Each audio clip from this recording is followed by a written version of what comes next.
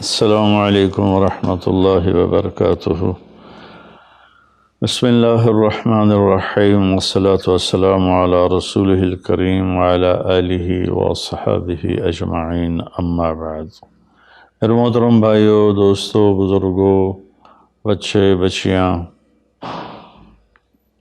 15 شعبان کے بارے میں تھوڑی سی بات کرنی تھی۔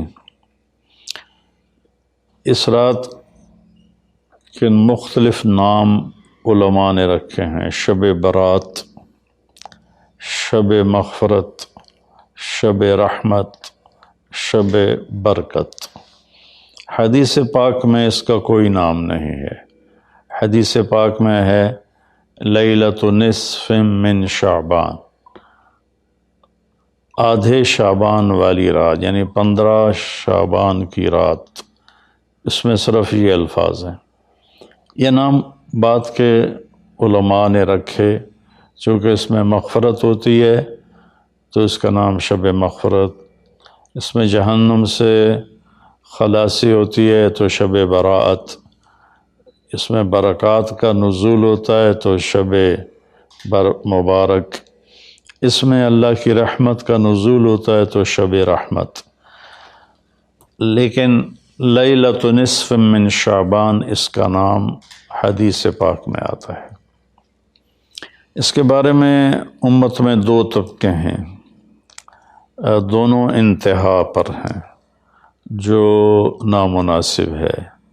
ایک طبقہ ہے جو بالکل اس کی نفی کرتا ہے، رد کرتا ہے اور اس میں شدت اختیار کرتا ہے۔ اختلاف کا اصول ہے کہ اپنی بات پیش کرو، دوسرے کو عزت دو، لیکن اپنی بات پیش کرتے ہوئے روڈ ہو جانا، ریش ہو جانا اور دوسروں کی بے عزتی کرنا، یہ اللہ کو ناپسند ہے۔ یہ اللہ کی بارگاہ میں انتہائی ناپسند چیز ہے۔ تو اس کی بالکل نفی کرتے ہیں کہ کچھ بھی نہیں ہے۔ ایک طبقہ ہمارے ہاں ہے جنہوں نے کیا کچھ اس میں ڈال دیا ہے، یہ بھی بالکل غلط ہے، یہ بھی نہیں ہونا چاہیے۔ جو اعتدال کی بات ہے میں آپ کے سامنے پیش کر دیتا ہوں۔ اللہ کے فضل و کرم سے یہ اعتدال والی ہے، یعنی نہ شدت ہے نہ وہ بدعت ہے، درمیان کی چیز ہے۔ امید ہے صحیح ہوگی۔ اس رات کی فضیلت کو 10 صحابہ نے روایت کیا ہے، جس سے ابو بکر رضی اللہ عنہ بھی ہیں، حضرت عائشہ رضی اللہ تعالیٰ عنہا بھی ہیں، لیکن یہ ساری حدیثیں ضعیف ہیں۔ ضعیف حدیث سے کوئی حکم ثابت نہیں ہوتا۔ لیکن ابن العثیمین رحمۃ اللہ علیہ چند سال پہلے سعودیہ کے بہت بڑے محدث بھی تھے، مفسر بھی تھے، فقیہ بھی تھے اور بہت بڑے عالم تھے۔ انہوں نے لکھا ہے کہ 10 حدیثیں ضعیف جب اکٹھی ہو جاتی ہیں تو وہ حسن کا درجہ حاصل کر لیتی ہیں۔ حسن لغیر ایک ٹرم ہے محدثین کی کہ وہ قابل قبول ہو جاتی ہیں اور اس کو فضائل میں قبول سمجھا جاتا ہے، حجت سمجھا جاتا ہے۔ عمل کے ثبوت کے لیے، عبادت کے ثبوت کے لیے، عقیدہ کے ثبوت کے لیے صحیح حدیث کے بغیر کوئی حدیث بھی قبول نہیں ہے۔ تو اس لیے 10 حدیثوں ضعیف کا جمع ہو کر اس کی فضیلت کا بولنا اس کے اندر کچھ نہ کچھ رکھتا ہے۔ اور فضیلت جو اللہ کے نبی نے ارشاد فرمائی کہ 15 شعبان کی رات کو حضرت عائشہ فرماتی ہیں میں اٹھی تو آپ بستر پر نہیں تھے، تو میں ڈھونڈنے نکلی تو آپ جنت البقیع میں پہنچے ہوئے تھے۔ تو آپ نے دیکھ کر کہا عائشہ تو کیا سمجھتی ہے کہ اللہ اس کا رسول تمہارے ساتھ خیانت کریں گے؟ میں تو بقیع والوں کے لیے آیا تھا دعا کرنے۔ پھر آپ نے فرمایا آج کی رات وہ رات ہے جس میں اللہ تبارک و تعالی بنو کلب ایک قبیلہ ہے جن کے پاس بھیڑ بکریاں بہت زیادہ تھیں، کہا عائشہ جتنی بنو کلب کی بھیڑ بکریوں کے جسم پر بال ہیں ان بالوں کی تعداد کے برابر اللہ تعالیٰ اپنے بندوں کو مغفرت فرماتا ہے، جہنم سے خلاصی فرماتا ہے۔ اس پر شب برات اور شب مغفرت علماء نے اس کا نام رکھا، میرے نبی کی زبان سے یہ نام نہیں نکلا۔ تو اس کی یہ فضیلت ہے کہ اس میں اللہ تعالیٰ کی طرف سے بخشش کا نزول ہوتا ہے۔ باقی یہ جو کہتے ہیں کہ اس میں فرشتہ اترتا ہے اور سارے سال کا بجٹ بتاتا ہے اور سارے سال کے واقعات، یہ کسی حدیث میں میری نظر سے نہیں گزرا۔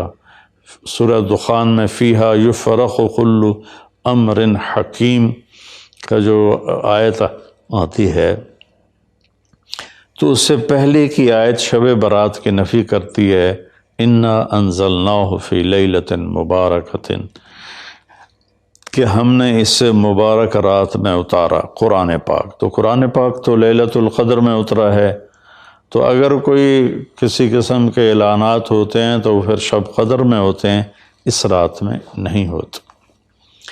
دوسرا یہ ہے کہ اس کے روزے اور بندگی کے بارے میں، شب قدر کی اللہ کے واسطے میری بات دھیان سے سنو، اللہ کی قسم کوئی خاص عبادت میرے نبی نے نہیں بتائی، لیلۃ القدر کی کوئی خاص عبادت میرے نبی نے نہیں فرمائی۔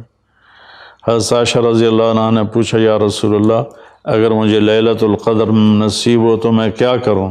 کہا یہ دعا پڑھو، اللہم انک عفو تحب العفو فاعف عنی، اللہ تو معاف کرنے والا ہے، معافی کو پسند فرماتا ہے، مجھے معاف فرما۔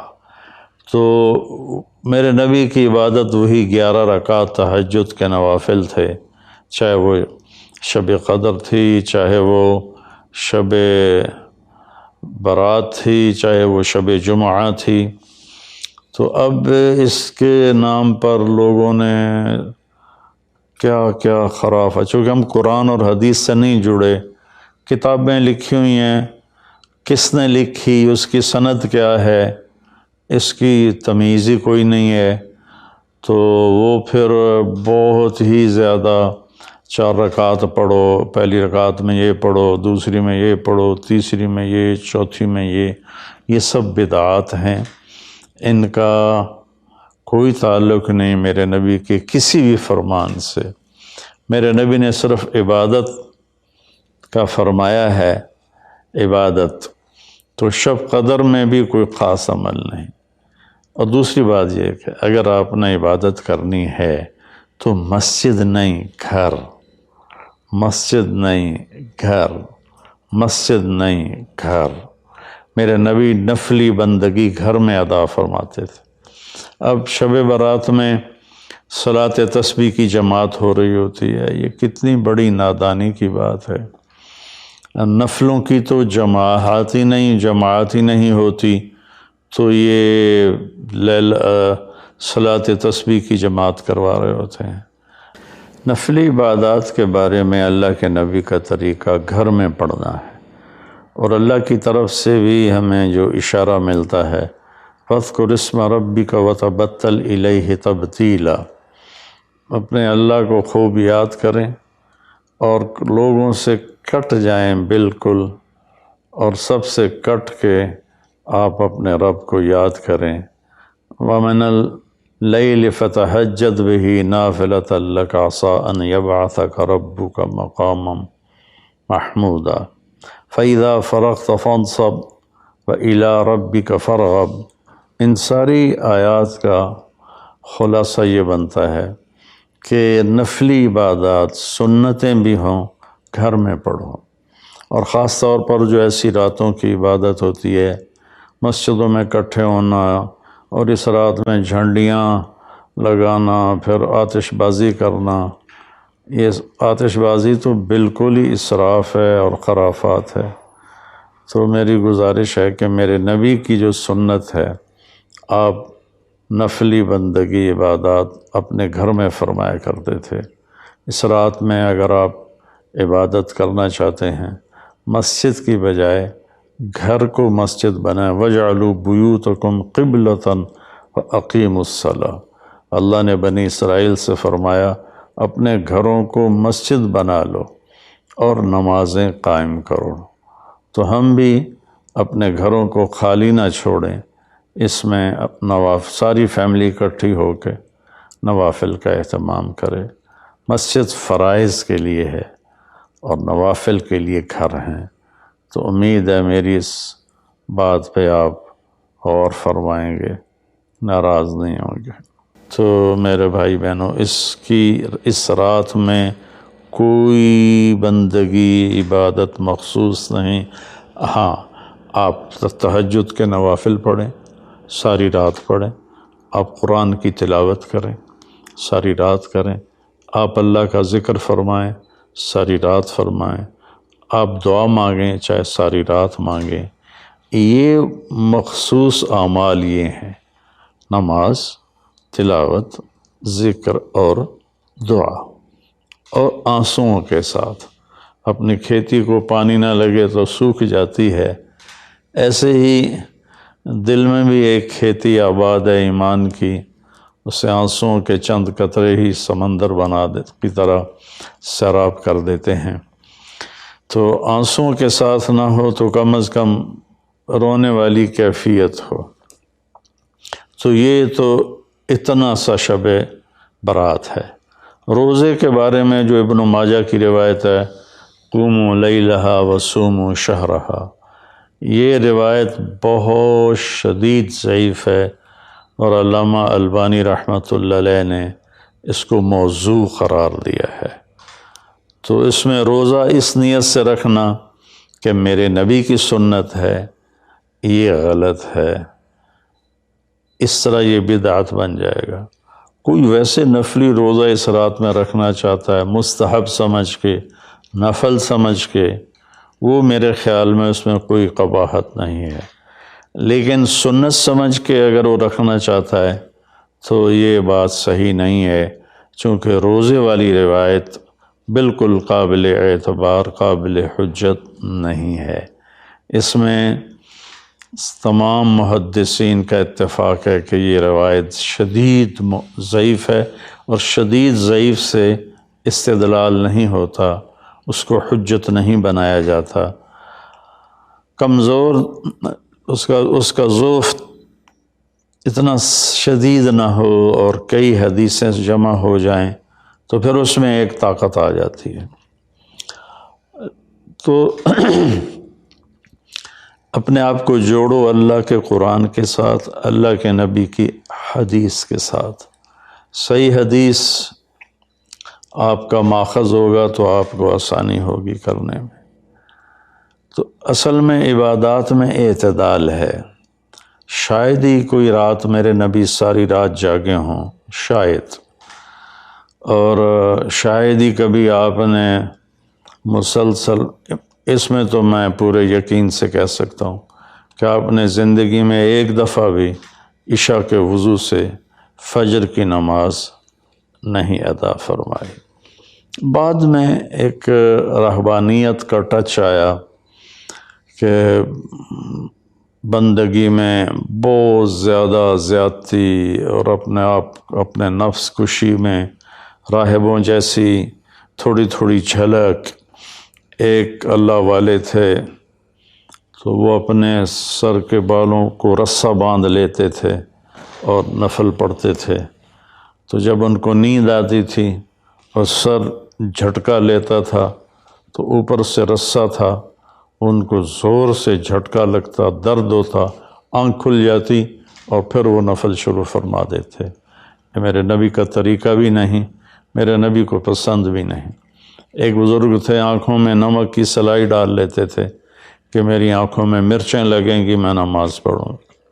پھر کئیوں کے واقعات ہیں، عشاء کے وضو سے فجر کی نماز پڑھی، عشاء کے وضو سے فجر کی نماز پڑھی۔ یہ ان کی ذات کے لیے اچھے عمل ہیں، لیکن یہ دین اسلام کی دعوت نہیں ہے، نہ ہی یہ دعوت ہم غیروں کو پیش کر سکتے ہیں، یہ تو ان کو بھگانے والی بات۔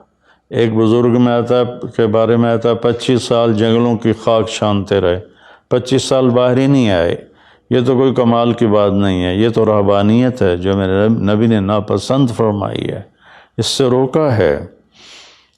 اعتدال ہے، کذالک جعلناکم امۃ وسطا، ہم نے تمہیں اعتدال والی امت بنایا ہے، نہ دنیا کی طرف ایسا جھکاؤ ہے کہ یہود کی طرح، نہ رہبانیت کا ایسا جھکاؤ ہے عیسائیوں کی طرح، تم درمیان میں ہو۔ میرے نبی پاک صلی اللہ علیہ وسلم کی زندگی پڑھو اللہ کے واسطے، اللہ کے واسطے۔ ہم اولیاء کرام کی کتابیں پڑھتے ہیں، وہ اکثر اس میں جھوٹے قصے ہیں، کیونکہ سند تو ہے کوئی نہیں۔ سند کے بغیر، سند کیا ہے؟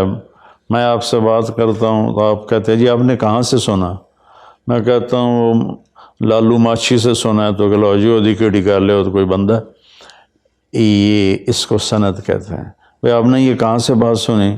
میں کہوں میں نے مفتی تقی عثمانی صاحب سے سنی، تو کہ ہاں یہ ٹھیک ہے، اس کو سند کہتے ہیں کہ جو بات پہنچی ہے مجھ تک، کون پہنچانے والا ہے؟ اگر وہ صحیح مضبوط آدمی ہے وہ بات مضبوط ہو جائے گی، اگر وہ کمزور آدمی ہے بات کمزور ہو جائے گی۔ تو ہمارے ہاں جو بر صغیر میں کتابیں چھپتی ہیں اولیاء کرام کی زندگی کے بارے میں، وہ جھوٹے قصوں سے بھری پڑی ہیں، ان کی کوئی سند نہیں ہے۔ اللہ کے واسطے نبی کی زندگی پڑھو، آپ کو پتہ چلے گا زندگی ہے کیا۔ قرآن پڑھو، آپ کو پتہ چلے گا اللہ چاہتا کیا ہے۔ اللہ تعالیٰ اس رات کی رحمتیں برکتیں ہمیں نصیب فرمائے۔ اصل میں اللہ نے بخشش کے بہانے رکھے ہیں، کوئی شرابی ہے، کوئی زانی ہے، کوئی قاتل ہے، کوئی ماں باپ کا نافرمان ہے، کوئی مشرک ہے، کوئی متکبر ہے، کوئی سود خور ہے، کوئی رشوت خور ہے۔ ایک دفعہ آج کہہ دے، کل کی رات ہے کہہ دے گا کہ یا اللہ میری توبہ، تو اللہ کی قسم اگر اس کے گناہ زمین سے لے کر آسمان کی چھت تک بھی ہوں گے نا، تو ایک آدھے بول پر یا اللہ معاف کر، اللہ سارے معاف فرما دے۔ سبحان اللہ۔ آگے جملہ بڑا خوبصورت ہے، ولا بالِ، اس میں تکبر ہے، ولا بالِ، ہمیں کسی چیز کی کوئی پرواہ نہیں۔ تو کسی نافرمان کو حقیر نہ جانو، اور کبھی اپنی نیکی پہ تکبر نہ کرو۔